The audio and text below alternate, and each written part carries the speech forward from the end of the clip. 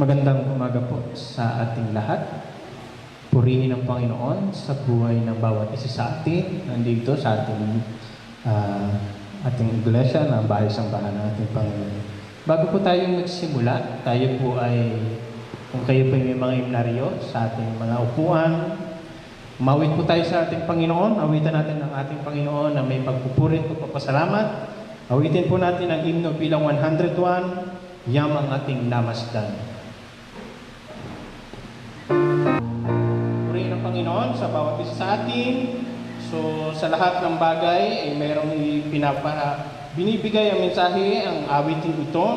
Tabi po doon, kung tayo ay dapat tayo sumunod upang tayo hindi abuti ng lungkot. So, tayo masaya sa ating mga puso na maglingkod at magpuri sa Kanya. At susunod po natin ang himno bilang 114. Himno bilang 114, page 114 din po, Isang Pusong Bago. At sa huling estropa po tayo po ay tatayo.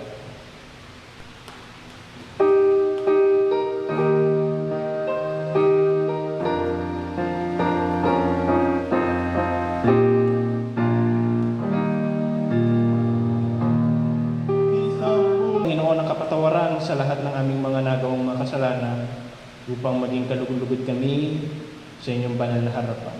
Salamat po aming Panginoon. Ito po aming samat-dalangin sa matamis sa pangalan ng aming Panginoon sa Kristo. Amen. At amen. Para po sa ating processional, himno bilang 5, Kordero'y putungan sa kanyang luklukan.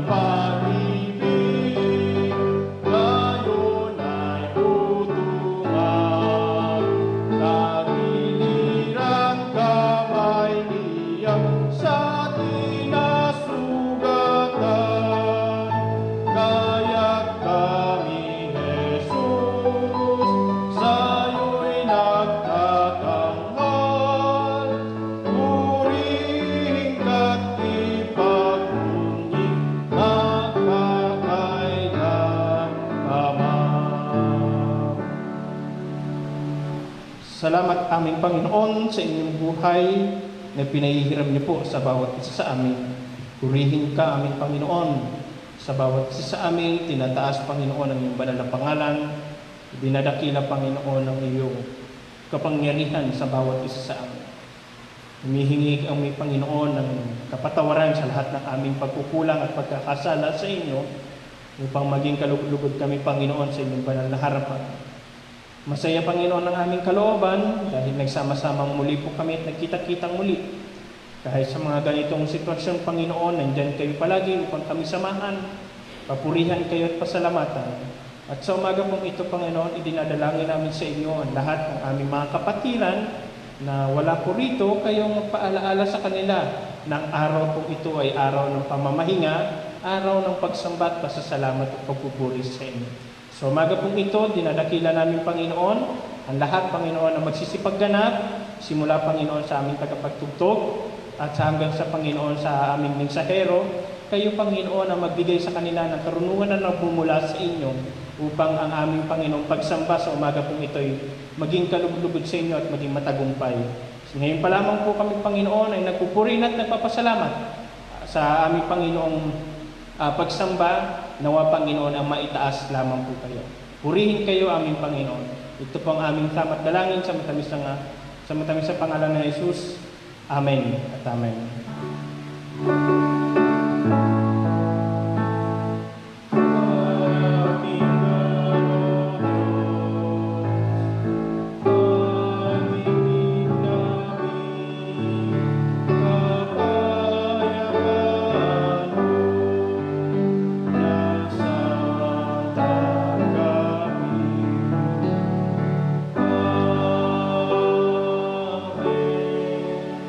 Para po sa pagbasa ng banal na kasulatan, tatag ng ating tagapagsalita. Kung kayo po ay may mga dalang Biblia, makibukas po kayo sa akin sa aklat ni Juan, Kabanata 10, talataang 11 hanggang 16. Ganito po ang sinasabi: Ako ang mabuting pastol, iniaalay ng mabuting pastol ang kanyang buhay para sa mga tupa. Ang upahan ay tumatakas kapag may dumarating na asong gubat. Iniiwan niya ang mga tupa, palibhasay hindi siya pastol at hindi kanya ang mga ito. Kaya't sinusunggaban ng asong gubat ang mga ito at binubulabog. Tumatakas siya, palibhasay upahan lamang at walang malasakit sa mga tupa. Ako nga ang mabuting pastol. Kung paanong kilala ako ng Ama, ay siya'y kilala ko. Gayon din naman, kilala ko ang aking mga tupa at ako na may kilala nila. At iniaalay ko ang aking buhay para sa aking mga tupa.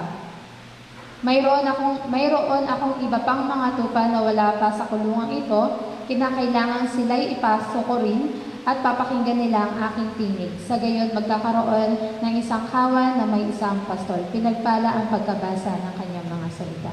Tugong awit po po kasulatang banal.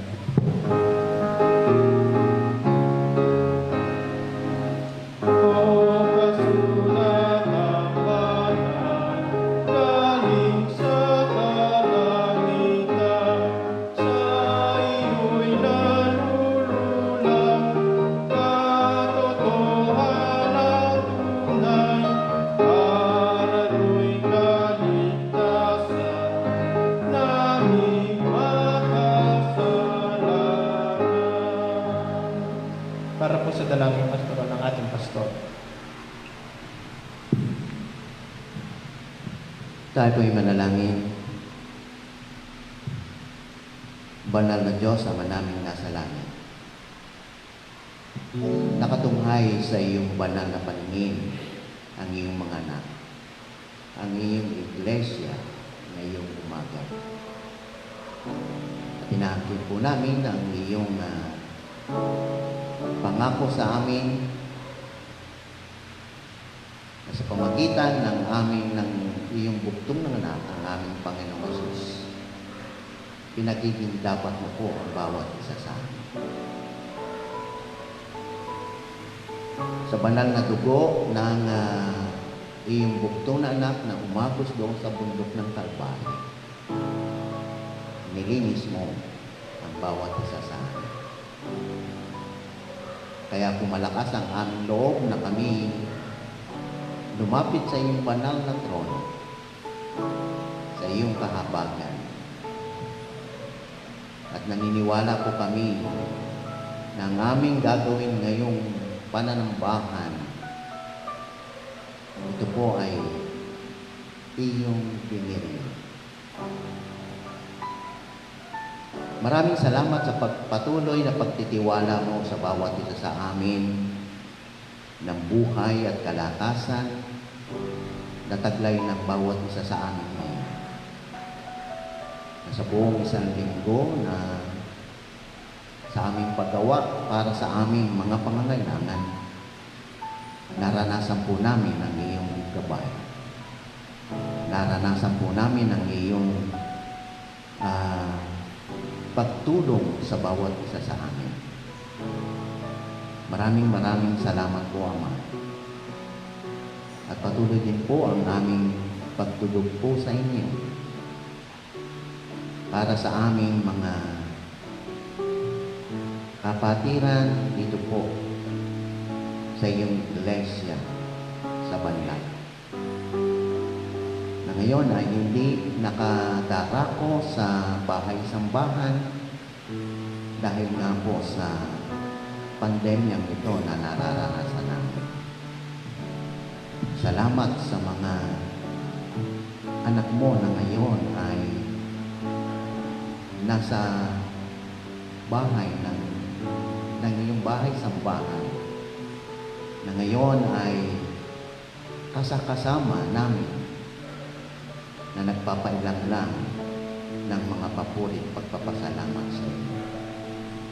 Ganun din po, Ama, yung mga naandoon sa kanilang mga na kanilang tahanan na ngayon ay nakatune in dito po sa live streaming ng pananambahan ng iglesia sa Banlay.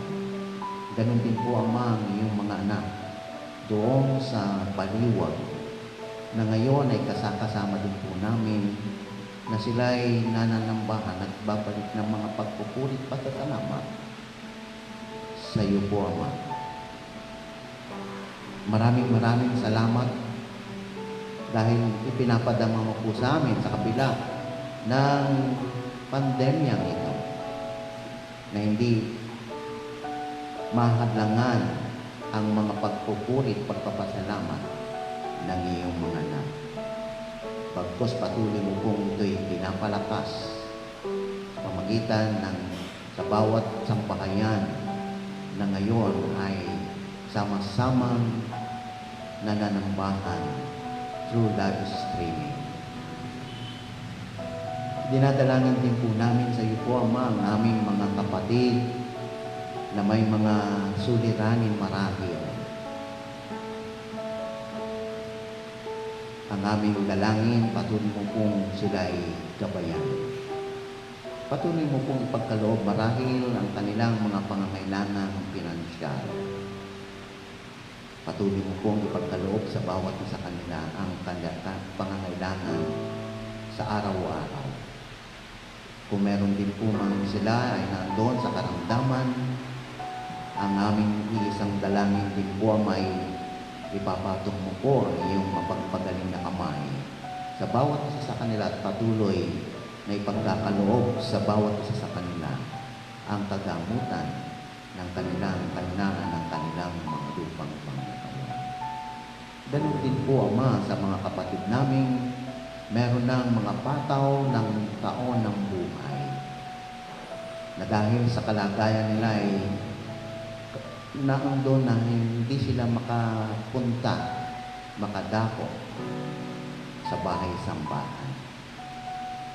Ang aming dalangin, patuloy din pong sila ay pagkalooban mo po ng kalakasan upang patuloy po na sa kanilang pagpupunyagi o kagustuhan ang kalakasan ito ay patuloy nilang may paglingkod po sa inyo. Sa iyo po namin idinudulog po, Ama, ang aming mahal na iglesia sa pamumuno ng mga pinili mong mga leaders upang pamatnugutan ang iglesia nitong pinagkatiwala mo po sa amin, kung saan ay dito mo po kami inilagay upang bilisan ng kabanalan at karunungan.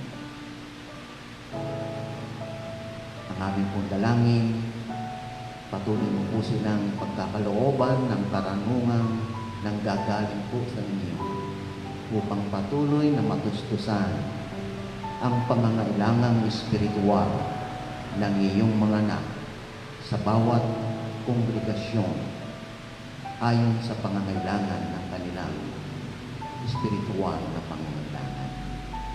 Basbasan mo po, Ama, at pagpalain ang bawat mga programa na kanilang ginagawa upang patuloy na mapalakas ang iyong iglesia. Patuloy na mapasigla ang iyong iglesia. At patuloy na ito'y mapalago sa pamagitan ng mga pagsunod ng iyong mga anak. Hindi dahil sa kanino pa man, kundi dahil sa kanilang pag-ibig sa iyo. Ang aming dalangin po, Ama, patuloy din pong matustusan ang mga pinansyal na pangangailangan ng iyong iglesia upang patuloy na ito ay makatupad sa mga gawain pinagkatiwala mo at pinagkaloob. Patuloy mo pong pagpalain ang gawa ng mga kamay ng iyong mga anak upang patuloy na ito ay maging pagpapala hindi lamang sa kanila kung hindi sa pangangailangan din po ng iglesia. Sa idin po namin, idinudulog po, Ama, ang aming mahal na bansa. Ingatan mo po, Ama, patuloy na ang kasaranlan o sovereign right ng aming bansa ay mapanatiling ito ay nandun sa kanyang kapayapaan, kasaranlan po, Ama. Sa pamagitan ng mga sandataang lakas at mga kapulisan, mapanatili ang kapayapaan at katahimikan ng aming bansa.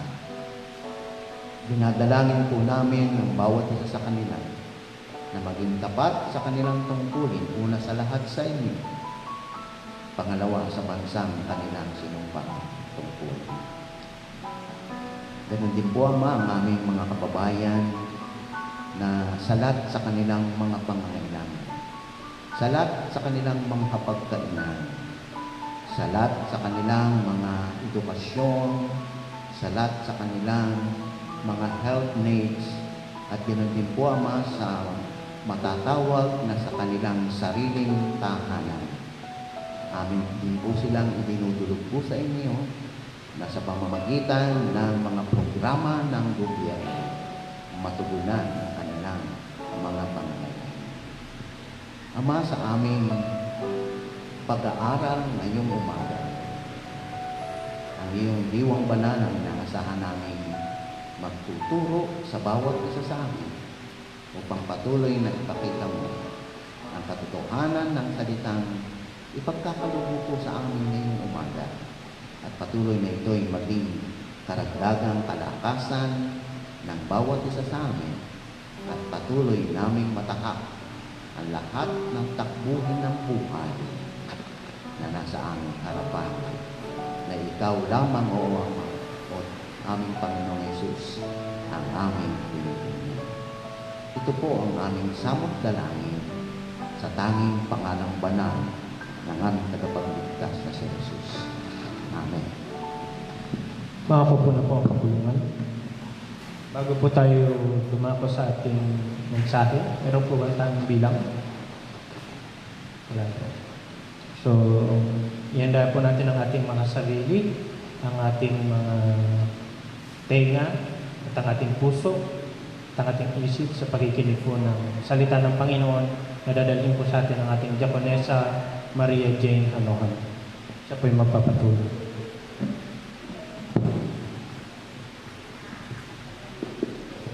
Magandang umaga po sa ating lahat.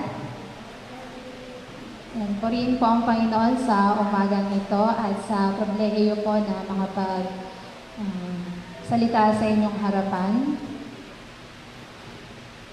Ang tema po natin sa linggong ito ay si Jesus, Jesus is the Good Shepherd, at meron pong close parenthesis na I am the Good Shepherd.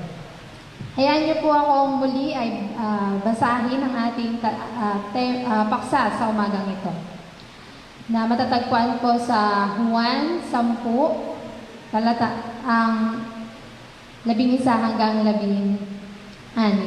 Ako ang mabuting pastol. Ako ang mabuting pastol. Inaalay ng mabuting pastol ang kanyang buhay para sa mga tupa.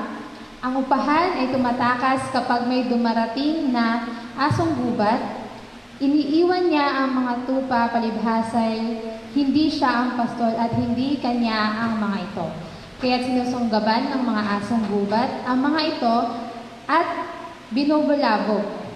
Tumatakas siya, palibhasay upahan lamang at walang malasakit sa mga tupa.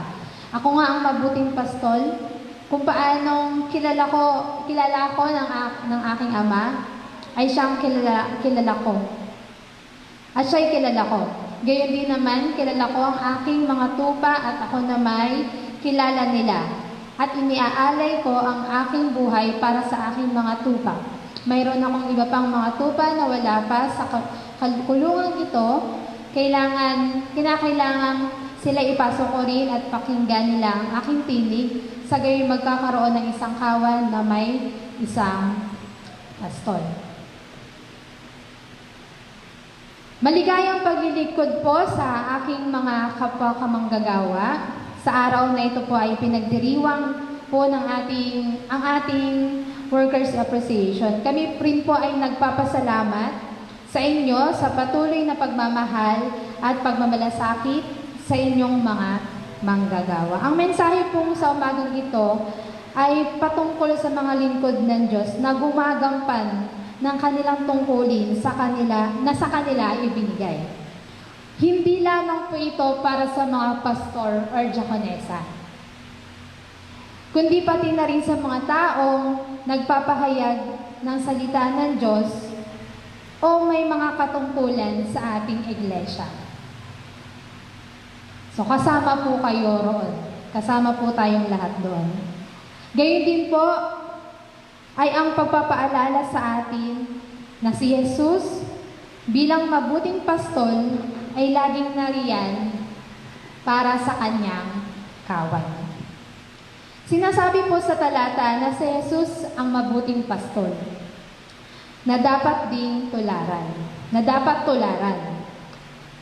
Tingnan po natin kung paano pinapakita ni Jesus ang pagiging isang mabuting pastol. Ngunit bago po iyan, ano po ba ang katangian ng mabuting pastol? Pastol po pastol, hindi pastor. Pastol. So ano po ba ang katangian ng mabuting pastol? Sabi po dyan, iniaalay ang kanyang buhay para sa mga tupa. So, ang magandang example po ng mabuting pastol ay si Haring David, na kung saan, nung siya po ay nag-aalaga ng kanyang kawan, kanya pong hinaharap o kanya pong inaalaga ang mabuti ang kanyang mga tupa. Kung meron man pong sumusunggab ditong mga oso o leon, ay kanya pong nilalabanan. Nga po. At sabi dyan, ang mabuting pastol ay hinaharap ang panganib. Hinaharap po ang panganib. Katulad po ng ating pong si David. Kailangan po ay matapang. Nga po. At malakas ang loob. So, nilalabanan ang mga leon o oso na tumatangay sa kanyang mga tupa. So, may mga pagkakataon po bilang isang pastol ay namamatay sila sa kanilang pagtatanggol sa kanilang tupa. Sa pakikipaglaban sa mamabangis na hayop o minsan sa mga magnanakaw. So, sa mga magnanakaw ng sa mga tulisan.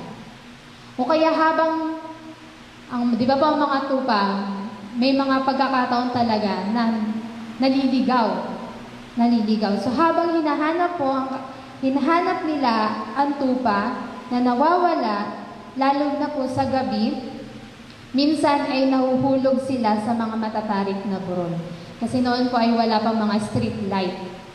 So wala talaga po silang, madilim talaga po ang kanilang paghahanap. Yun po yung pang mabuting pastol na kung saan kahit sobrang gabi na, hahanapin pa rin nila ang naliligaw na tupa. So, ang mapanganib po ang pagiging isang pastor. So kaya kailangan po ay mayroon siyang, kailangan ay siya ay matapang at malakas ang loob. Sabi rin po dyan, may malasakit sa kanyang kawan. So, sabi po sa Isaiah 40:11, at katulad ng pastol, pinapakain niya ang kanyang kawan sa kanyang mga bisig at maliliit na tupay kanyang yayakapin. Sa kanyang kandungan ay pagyayamanin at papatnubayan ang mga tupang may supling. So, ganun po niya pinapakita yung pagmamalasakit. Hindi niya ito hinahayaang magutom. Hindi niya po ito hinahayaang magutom. Hindi niya hinahayaang maligaw. Kaya kapag may naliligaw man po, ay hinahanap niya ito sa abot ng kanyang makakaya. Minamahal niya po ito, o minamahal niya ang bawat isang tupa na nasa kanyang kawan. Kapag wala po ang pastol, wala pong depensa. Walang magtatanggol sa kanyang kawan. At maaari silang matangay. Kung may dumating man ng mga oso o leon, maaari silang makain. Kung may magnanakaw man, ay wala sa kanilang magbabantay. At kilala po ang kanyang mga tupa. Ang mabuting pastol po ay kilala ang kanyang mga tupa. Minsan po mayroon ako naalalang ilustrasyon na kung saan may dalawang pastol na nagsama. Ibig sabihin po may mga kasama din silang kanya-kanyang tupa na kung saan nung nagkita sila, sama-sama yung kanilang tupa. Pero nung nagkahiwalay po sila, alam nila kung sino yung kanila doon, yung kanilang pagmamay-aring tupa. So, kilala po nila kung sino yung kanilang tupa. At gayon din yung mga tupa po, kilala nila kung sino yung kanilang pastol. So, kabaliktaran po ng pagiging mabuting pastol ay ang bayarang pastol na nabasa po natin sa ating, ang upahang pastol na nasa ating talata. Bayaran o upahan. Ang bayarang pastol po ay hindi inaalay ang buhay. Hindi niya iaalay ang kanyang buhay para sa mga tupa. Sapagkat ang nasa isip niya ay hindi naman niya ito pagmamayari. Bakit ko ba aalay yung buhay ko hindi naman yan akin? Hindi hinaharap ang panganib. Baka po, kapag may nakita silang oso o leon, imbis na ipagtanggol, sila po yung unang tatakbo. Sila pa yung unang tatakbo. Baka hindi lang isang tupa ang mamatay, kundi baka maubos yung mga tupang yun. Hindi hinaharap ang panganib. Hindi po siya matapang at marahil malakas man siya umatapang pero hindi niya gagamitin kasi hindi naman niya nga po pagmamayari ang kanyang kawan. Wala pong malasakit. Isa rin po sa mga naririnig ko na kapag ang mabuting pastol, kapag inaahitan yung tupa, dahan-dahan niya itong gugupitin. Yeah po. Pero kapag ang bayarang pastol daw po, gugupitan yung tupa, basta-basta lang. Basta-basta lang niya. Hindi niya iniisip kung nasasaktan ba yung tupa. Diba? Basta-basta lang niyang gugupitan. Yeah po. Walang malasakit sa kanyang kawan. Hindi niya iniisip na busog na ba yung mga tupa ko? O gutom pa ba yung mga tupa ko? Kung may maligaw man po, ay hindi niya mapapansin. Kung sa panahon po noon ay may cellphone na, tapos ikaw ay pastol, kung nagbabantay ka man, siguro nagse-cellphone ka lang, Facebook, YouTube, hindi mo talaga titingnan yung mga tupang naroon. Kaya po, hindi niya mapapansin na may naligaw. Kung napansin man yung may naligaw, ay hindi niya hahanapin kasi hindi niya pagmamayari. At sa huli po, hindi niya mahal yung kanyang kawan. Yun po ang bayarang pastol. Sa pangatlo po, si Jesus bilang, ang una pa yung mabuting pastol. Ano ba yung totoong mabuting pastol? At pangalawa, yung kabaliktaran, ano ba yung upahang pastol. Si Jesus naman po bilang mabuting pastol. Si Jesus bilang mabuting pastol. Ano po yung ginawa ni Jesus para sa atin? Di ba po? Iniaalay ang kanyang buhay sa kanyang mga tupa. Ibinigay niya ang kanyang buhay para sa atin. Ipinadama niya ang kanyang pagmamahal. At hindi lang po ipinadama, kundi nagbigay pa siya ng may relasyon pa po siya sa kanyang mga tupa. May relasyon at ugnayan sa kanyang mga tupa. Hinarap niya po ang panganib. May malasakit. Hinarap niya po ang pagkapako sa krus bilang kabayaran sa ating kasalanan. Bilang kabayaran sa ating kasalanan. Hindi niya po tayo pinabayaan. Hindi niya po tayo pinabayaan. Bagaman ngayon ay sabi, hindi tayo pinabayaan, pero bakit wala si Jesus ngayon? Di ba? Parang ganun po. Hindi niya tayo pinabayaan. Siya po ay matapang, likas na matapang, at malakas ang loob. Ibinibigay niya po sa atin ang ating pangangailangan sa lahat ng aspeto ng ating buhay. Ito man po ay physical, emotional, financial, or sa lahat ng aspeto ng ating buhay. Pinoproteksyonan niya po tayo, iniingatan, binigyan ng kaligtasan. Ipinadama niya po ang kanyang pagmamahal. Hindi niya po tayo pinapabayaan na maligaw, o hindi niya po pinapabayaan na maligaw ang kanyang kawan. Hindi niya pinapabayaan na maligaw po ang kanyang kawan. Namatay si Jesus pero hindi naiwan ang kanyang tupa na walang depensa. So kung dun po sa mabuting pastol, kung mapapansin po natin, kapag walang pastol, walang depensa, walang magpo-protection. Pero si Jesus po, nung namatay siya, hindi po ibig sabihin ay naiwan ang kanyang tupa na walang depensa. Sabi sa John 14:25-26 po, sinasabi ko na sa inyo ang mga bagay na ito habang kasama pa ninyo ako, ngunit ang tagapagtanggol, ang Espiritu Santo na isusugo ng Ama sa pangalan ko, ang siyang magtuturo sa inyo ng lahat ng bagay at magpapaalala ng lahat ng sinasabi ko sa inyo. So, hindi niya po tayo totally iniwan. Ano po? Ang kamatayan ni Jesus ay hindi pagkakataon para sa kaaway.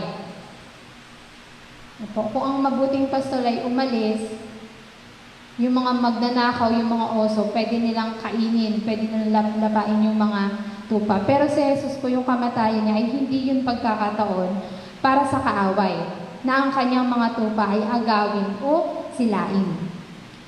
Sa halip po, ang kanyang kamatayan at pagkabuhay na muli ay tagumpay laban sa kaaway. Ito po ay tagumpay laban sa kaaway.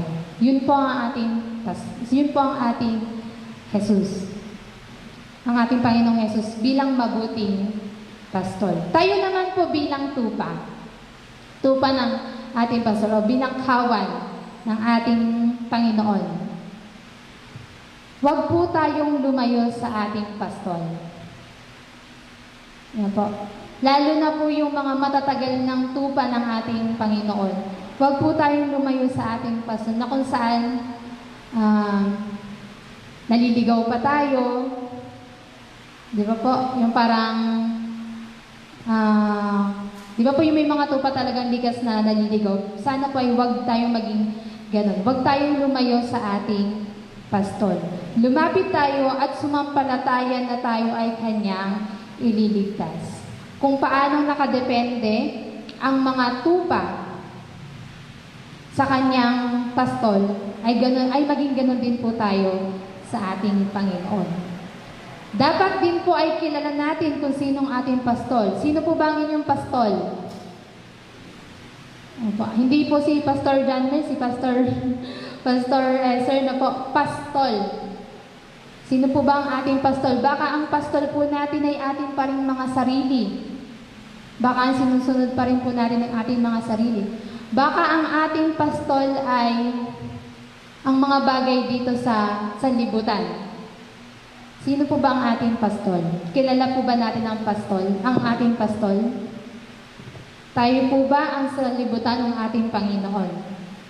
Dapat po natin kilalanin. At alam naman po natin, nalalaman ko naman po na kung paano nyo makikilala ang ating pastor po. At dapat meron po tayong malapit o malalim na relasyon sa ating pastor. Meron po tayong malapit o malalim na relasyon sa ating pastor. Paano po ba tayo magkakaroon ng malapit at malalim na relasyon sa ating pastor? Di ba po, communication. Pakikipag-communicate. Sa dalawang magkaibigan po, hindi sila magiging matalik na kaibigan kung wala silang malalim na komunikasyon. Diba po? Para makilala natin ang ating pastor, kailangan meron po tayong malalim na pakikipag-komunikasyon sa ating pastor. Ito naman po, ang katiwalang pastor. Siguro, ito na po yung sa mga pastor, mga manggagawa. Sabi po diyan, gayon din si Yahweh ay nagtatalaga ng mga pinuno upang magpastol sa kanyang bayan. So, mga katiwalang pastol po ang tawag sa kanila. Sabi po sa Bilang, Aklat ng Bilang, Kabanata 27, talataang 15 hanggang 17, sinasabi ni Moises, hinihiling ko, Yahweh, Diyos na bukal na buhay, na pumili kayo ng isang taong manguna sa Israel upang iyong sambayan ay hindi matulad sa mga tupang walang pastor. So yun po yung sa lumang tipan. Isang taong mangunguna. So ngayon po dahil marami ng tao, so marami na rin pong mga katiwalang pastol. Ano po ba yung ang katangian na dapat makita sa katiwalang pastol? So, sa buwan po ng ito ay pinagdiriwang hindi lamang po ng Yemilip, kundi ng iba pang denomination ang Workers' Appreciation. Nais nating alalahanin at ipaalala sa ating manggagawa bilang katiwalang pastol na ang Panginoon bilang punong pastol ang pinakadakilang halimbawa ng pagiging mabuting pastol po. So, ang katiwalang pastol po ay nararapat na pangalagaan ang kawan. So, katulad ng banggit kanina, pangalagaan ang kawan na maluwag sa loob at hindi napipilitan lamang. Na hindi napipilitan lang. Hindi lang po ito para sa amin, kundi para sa atin po lahat. Sapagkat meron tayong mga kawan na naibigay po sa atin. Pangalawa po, gampanan ang tungkulin sa diwa ng taos-puso at matapat na paglilingkod. Pangatlo po, paglilingkod na nagpapakita ng magandang halimbawa. Bakit po ba magandang halimbawa? Upang makaakay ang ilang tupa na maglingkod bilang katiwalang pastol. Hindi manatiling tupa, kundi sa pagiging tupa niya ay maging katiwalang pastol din po siya. Hindi siya nataalis bilang tupa, kundi maglingkod din bilang katiwalang pastol. Mahalin ang kawan, hanapin ang naliligaw, pakainin ang kawan at ilapit sa Panginoon. Nga po, minamahal ang kanyang kawan, may malasakit sa kanyang kawan, hindi dapat hayaang maligaw ang tupa, hindi hayaang magutom ang kawan, ito man po ay physical o spiritual. Ang lingkod po ng Diyos bilang pastol. Ang lingkod po ng Diyos bilang pastol. Sino po ang inyong kawan? Meron ng katiwala, meron pang Sino po ba ang ating kawan? Kung ang mga manggagawa po ay ang kawan ay kayo naman po, sino po ang inyong kawan? Marahil po ang inyong kapwa Kristiyano, ang mga kabataan, ang mga bata, o minsan ang inyong pong pamilya. Yan po ang inyong kawan. Po. Balikan po natin yung katangian ng katiwalang pastol. Pangalagaan niyo po ang inyong kawan.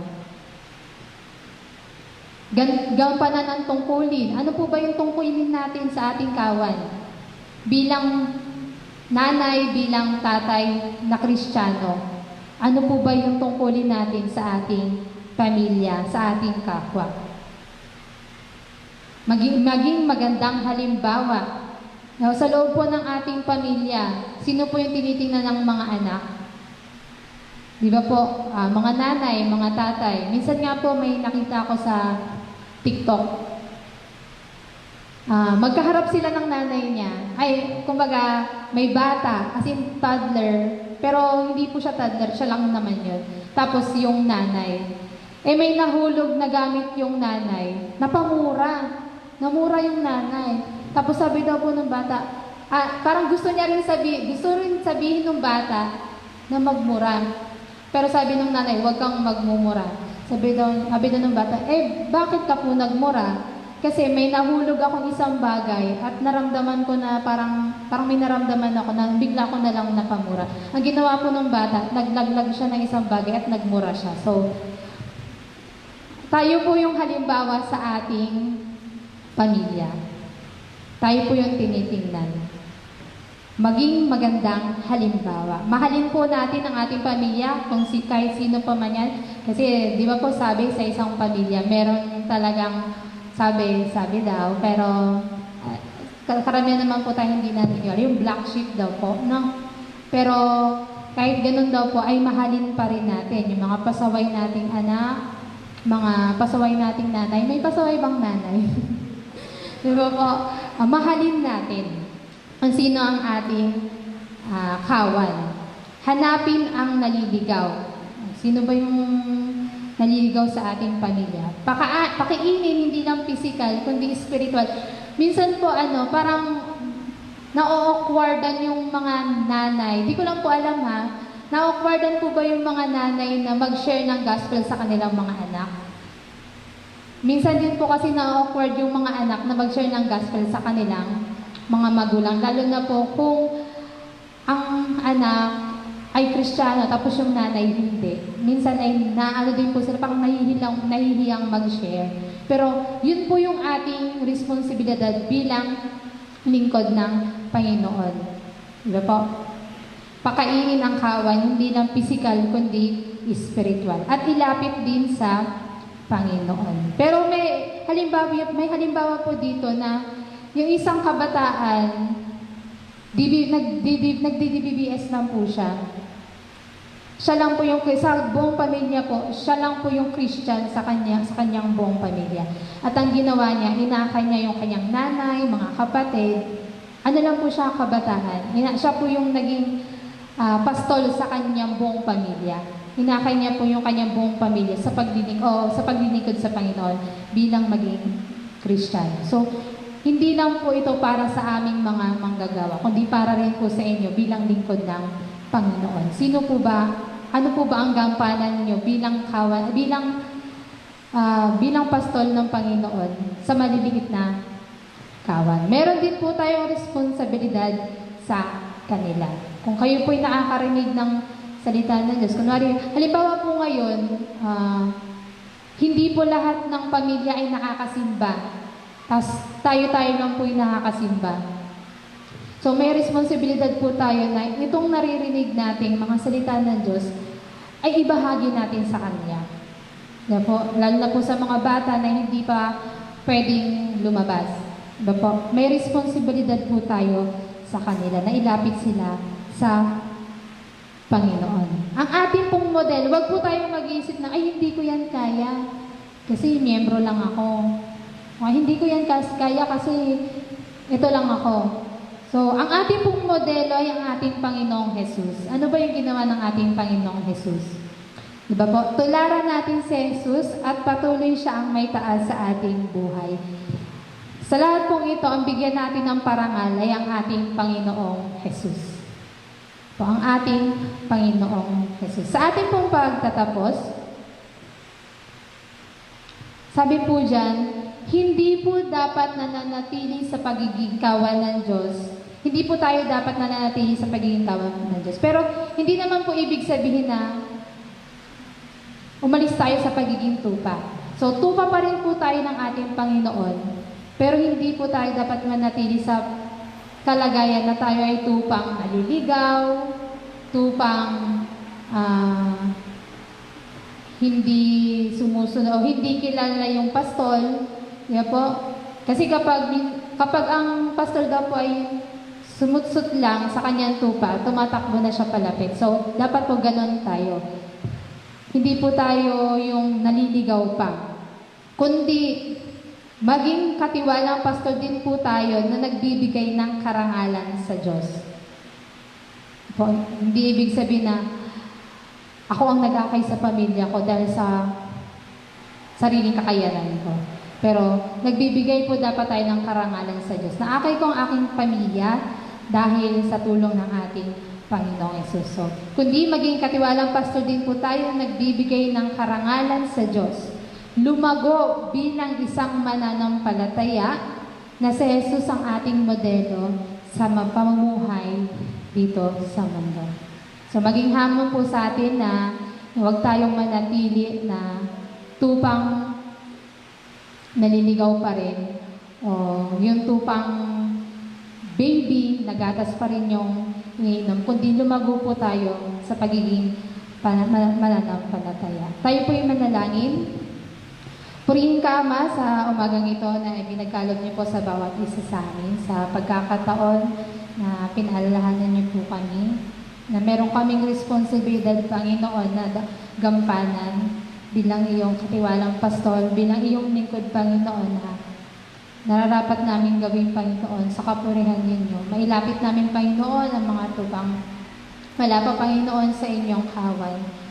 At ang lahat ng ito, Panginoon, ay gagawin namin dahil sa pagmamahal niyo po sa bawat isa sa amin at patuloy na pagsunod sa inyo, Panginoon, na aming pinakapunong pastor. Purihin ka nga po, Ama, sa umagang ito, sa pangalan ni Jesus. Amen. Maraming salamat po sa mensahe na ating narinig sa umaga po ito. Para po sa pagtugon sa ating mensahe, tayo po ay maghandog sa ating Panginoon. Awitin po natin ang give thanks, kasabay po ng ating paglilikom ng handog.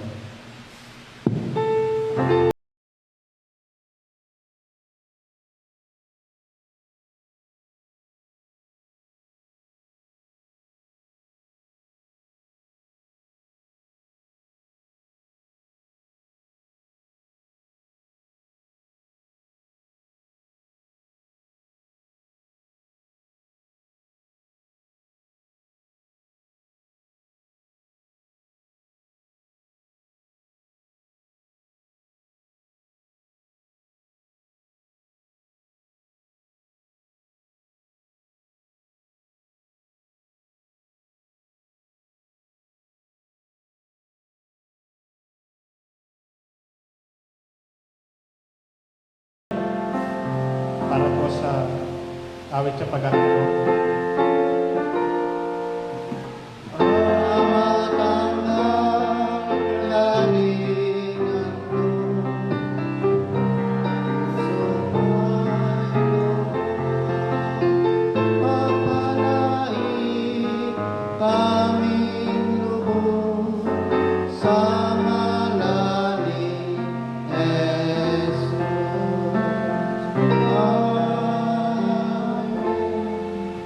Pinahayag po ng aming awitin ang aming lubos na pagpapasalamat sa inyo sa mga biyayang tinanggap po namin sa buong sanlinggo.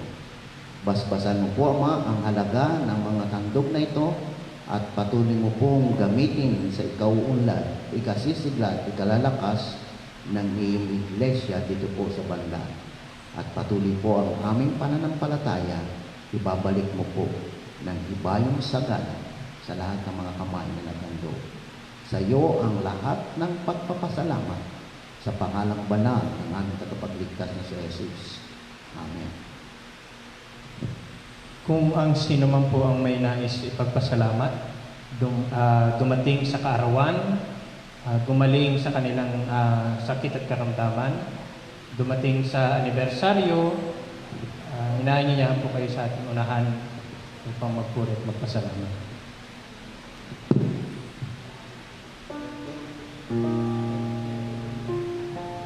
Birthday po, parehas ng ating kapatid. Awitan po natin.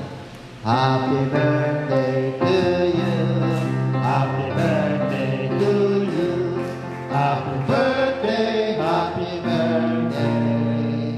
Happy birthday to you. Tagalog.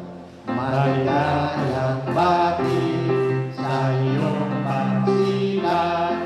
Maligayang, maligayang, maligayang bati. Tayo po'y manalangin. Nakikiisa ang iyong iglesia sa pagpapasalamat ng iyong mga anak na ito na pinasapit mo po sa mahalagang araw ng kanilang kapanganakan.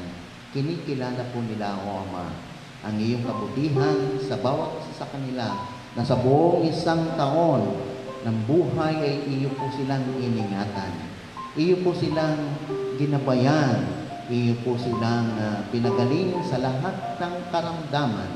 At patuloy po na iyo po silang sinasamahan.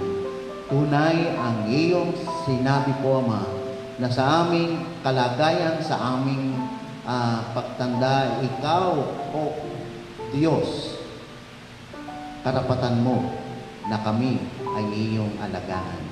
Sa pagputi ng aming mga buhok, ikaw ang aming mga kasakasan.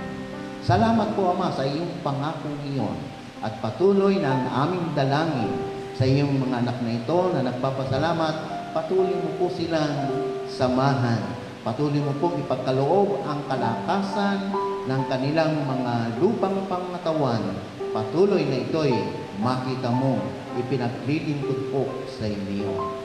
Maraming salamat po, Ama, at patuloy na ikaw ang magpatong ng iyong kamay sa iyong mga anak na ito na nagpapasalamat. Patuloy mo pong patanggap sa bawat isa sa kanila ang iyong mayamang pagpapalang misyon. Pagpalain ka ng Panginoon at ingatan ka, palinawagin ng Panginoon ang kanyang mukha sa makapag sa iyo. O ilingat ng Panginoon ang kanyang mukha sa bigyan ka ng kapilipakan. Pagpalain ka ng Panginoon at ingatan ka, palinawagin ng Panginoon ang kanyang mukha sa mahabag sa iyo. O ilingap ng Panginoon ang kanyang mukha at bigyan ka ng kapilipakan. Amen. Awitin po natin ang Doxolog. Wait lang daw po. Tinatawagan po si Ate Yan para po sa announce. May papa-announce daw po siya. Magandang umaga po sa ating lahat. So, in behalf po ng BIC, alam po natin na tayo po ay nagsiselebrate. Naiiyak ako, tita. Nagsiselebrate ng appreciations worker po. Medyo nalulungkot po kami ng finance kasi po gusto namin ibigay yung the best para sa mga workers. Even po before, talagang sinisikap po ng bandat na ma-appreciate po yung workers natin. Kaya lang po, alam naman po natin na nagkaroon po ng pandemic, pero nagpapasalamat po kami sa inyo dahil linggo-linggo po nandito po kayo para dalawin po kami. Bigyan po kami ng kalakasan, spiritual. Sa kabila po ng hirap po na kinakasaungan niyo po. Everyday na po si Pastor John Lear, dalangin po namin yung patuloy niyo po na kalakasan. Kay Jack po na patuloy po, lagi po siya yung nandito, nag-a-assist po sa atin, at si Pastor po na umulan bumagyo, lagi po nandito. So, in behalf po ng bandat, alam po namin na hindi niya po nasusukat ang mga bagay na material, pero alam po namin na wish niyo po na lagi pong lumago po yung iglesyang ito, patuloy po na magpatuloy, at dalangin po namin na medyo dumami po yung bilang natin. At dalangin po din po namin na yung mga members po natin na nasa kanilang mga tahanan, dalangin po namin na patuloy po natin ipag-pray ang ating mga manggagawa at suportahan po natin sila, mahalin po natin sila. Alam po natin na ang Diyos po ang magbibigay po ng kalakasan sa kanila. Hindi po ng banlat, Tita Hermie, ganun din po pasalamat din po kay Pastora na lagi pong nandito.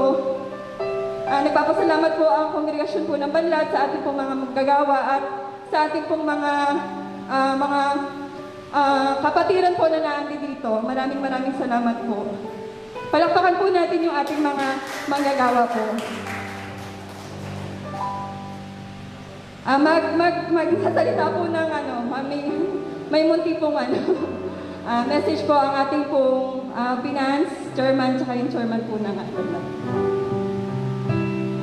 Nais ko pang ipaabot sa inyo ang aking pasasalamat bilang mga manggagawa ng iglesia nito, kapulungan ng Banlad Imlet. Dahil sa ganong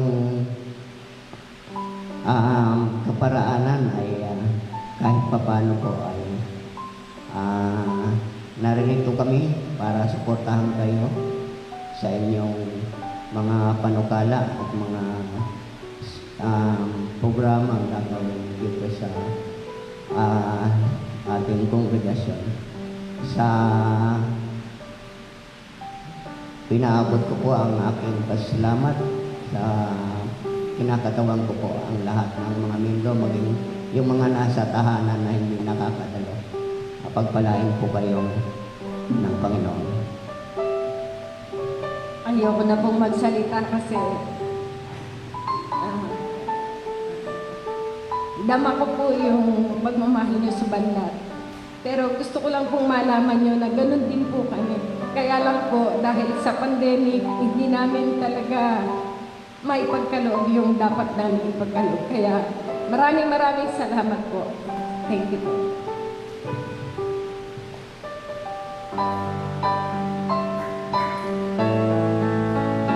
Maraming salamat.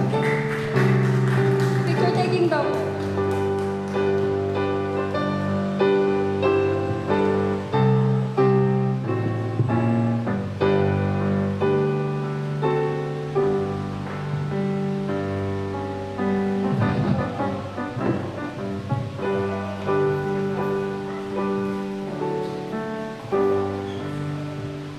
Tayo po ay tumayo. Awitin po natin ang doxologia.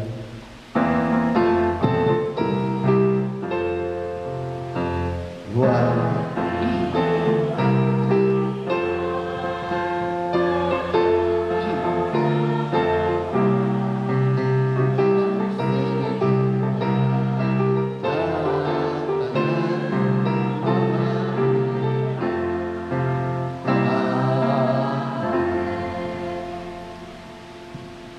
Tunay nga po, Ama, na ikaw ang mabuting pastor sa bawat isa sa amin. Kaya nga po, Ama, sa iyo po namin itinatagubilin sa iyong mapagkandiling kamay ang iyong mga anak na ito. Sa iyong iglesia dito po sa Banlad. Ang iyong mga anak na nandun po sa ibahin ng dagat, tumutugon ng mga tungkuling nasa kanilang balikat. Sila na nandoon sa Amerika, sa Canada, sa Singapore, sa Hong Kong, sa Dubai at Australia. Pakaingatan mo po ang bawat isa sa kanila. Ipagtagumpay mo po, Ama, ang gawa ng kanilang mga kamay. At patuloy ng iyong kabutihan at ang iyong kapangyarihan ang mapapurihan. Ikaw po, Ama, magpatong ng iyong kamay sa bawat isa sa amin at patuloy mo pong ipatanggap sa bawat isa ang iyong mayamang pagpapala at bendisyon. Ang patuloy at di nagmamalo na pag-ibig ng ating Diyos amang nasa langit at ang patuloy na pagliligtas ng ating Panginoong Kristo na bugtong na anak niya, ang pakikipisan at ang kaaliwan ng diwang banal, ang siyang sumaninawang lahat. Amen.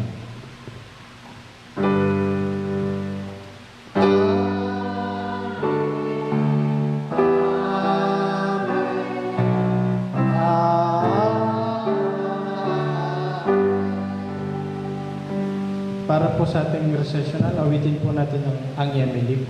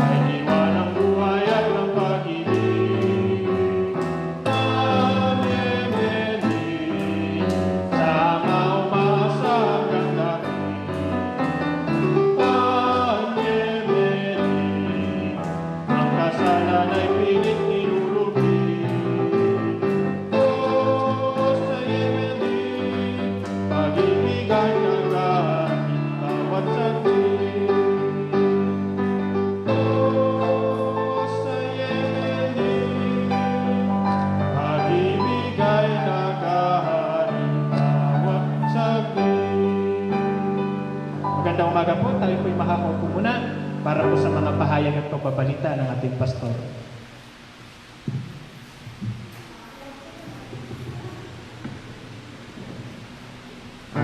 We are surprised, mga kapatid. We are really surprised.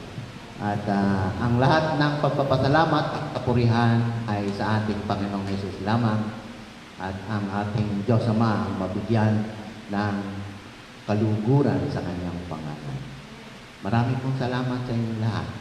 At sa susunod pong linggo, hindi ko po na ipahayag nung nakaraang linggo ang magbibigay ng tanging awit.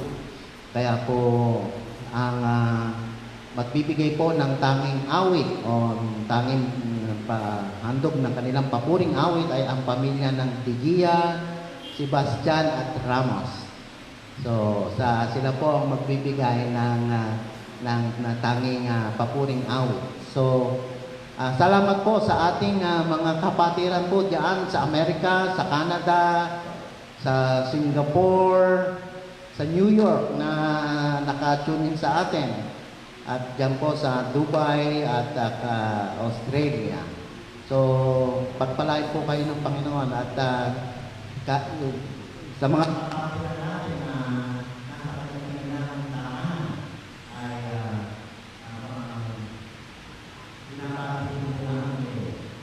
din po mga kapatid ang patalastas ng ating IATF na sa October 21 ay pwede na pong pinapayagan na pong lumabas yung edad 15 hanggang 65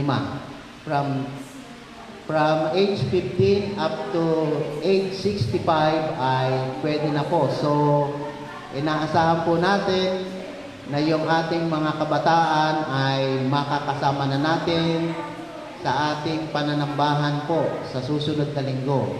Pero i-observe din po natin yung ating social distancing. So, bawat upuan po ay magkabilang dulo lamang po At kung kukulangin naman po, ay meron po tayo dyan upuan sa likod at meron po din po tayo doon sa second floor. So, i-observe po natin yon hanggat hindi pa po nagbibigay ng go signal ang ating IATF o kaya yung WHO na tayo ay pwede nang hindi mag-social distancing. Pero i-observe po natin yun. Muli po, maraming salamat po sa lahat na ngayon ay nakiisa sa ating pagsamba, pagbibigay ng papurit, pagsamba sa ating Diyos, sa lahat ng ating mga kapatiran na ngayon ay naka-tune in sa ating live streaming, sa ating kapatiran po dyan sa Baliwag, ay pagpalain po kayo ng Panginoon. Maraming salamat po. Muli, yung ating pong ating midweek ay sa tuwing Martes, Miyerkules, 7 p.m. At yung mga gawain ng ating mga kabataan through online, tuloy-tuloy din po yun. At pagpalain po tayong lahat ng Panginoon. Maraming salamat po.